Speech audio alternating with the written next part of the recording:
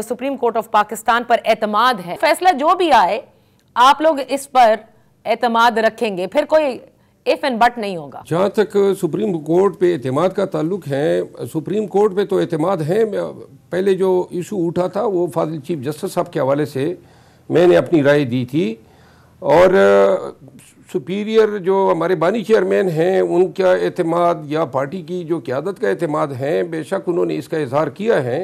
लेकिन मैं चूँकि सुप्रीम कोर्ट में जो रिसेंट डेवलपमेंट्स हो रही हैं तवातुर के साथ, एक के बाद दीगरे न्यूज़ भी आ रही हैं, जज साहिबान रुखसत हो गए, और साथ में आपने देखा कि सुप्रीम कोर्ट में जो है बग़ैर फ़ैसले के अपील इंटरटेन हुई, फिर आज जो समाअत हुई, और इसमें जो बर्डन जो था बजाय इसके कि बर्डन जो है वो इलेक्शन कमीशन पे होता, शिफ्ट हो गया है पाकिस्तान तहरीक इंसाफ की तरफ कि आप बताएं जी कि आपके इंट्रा पार्टी इलेक्शन जो थे वो फेयर हुए हैं। बेसिकली ये क्वेश्चन जो है रेलेवेंट नहीं है बल्ले की निशान के लिए। बादिनज़र में जो है पाकिस्तान तहरीक इंसाफ के साथ जो है इंसाफ होता नज़र नहीं आ रहा है, क्योंकि ये बर्डन जो है उन्होंने अब पीटीआई पे शिफ्ट कर दिए हैं कि अब आप बताएं कि जी आपके इंट्रा पार्टी इलेक्शन जो चमकनी के गांव में हुए, फिर तमाम 8 लाख लगभग वोटर्स को किस तरह पता चला।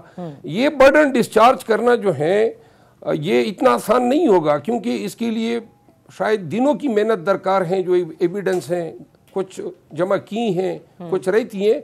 मेरी ज़ाती राय ये है कि एतमाद का जो फैक्टर है जी, मैं ज़ाती तौर पर ये आज जो प्रोसीडिंग हुई है उन प्रोसीडिंग से मुतमईन नहीं हूँ। मुझे बादिनज़र में इंसाफ होता हुआ नजर नहीं तो मरवत साहब, आपने कहा कि हमारे चेयरमैन ने, सीनियर क़यादत ने एतमाद किया है सुप्रीम कोर्ट पे, तो क्या आपकी बात सुनकर हम ये अखज़ करें कि आप अदम एतमाद का इजहार कर रहे हैं? जी, मैं ज़ाती तौर पे अदम एतमाद का इजहार कर रहा हूँ। जो एतमाद रखते हैं वो बेशक एतमाद करते जाए।